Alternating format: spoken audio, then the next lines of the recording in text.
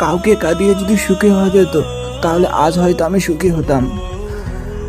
আমি তোমাকে এতটাই ভালোবেসেছিলাম যে ভুলে গিয়েছিলাম এই পৃথিবীতে কিছু স্বার্থপর মানুষ আছে যারা শুধু স্বার্থের জন্য ভালোবাসাটাকে ব্যবহার করে।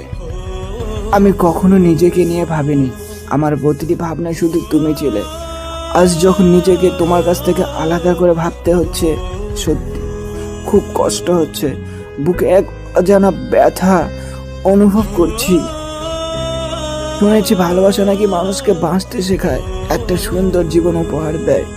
আমার ভালোবাসা আমাকে আজ মৃত্যুর মুখে ঠেলে দিয়েছে, উপহার দিয়েছে এমন একটা জীবন প্রতি মুহূর্তে তোমাকে ভেবে শুধু চোখের জল ফেলি।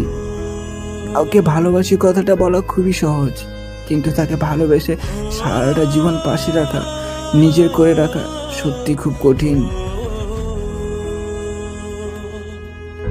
সময়ের সাথে সাথে সবকিছু পরিবর্তন হয়ে যায়।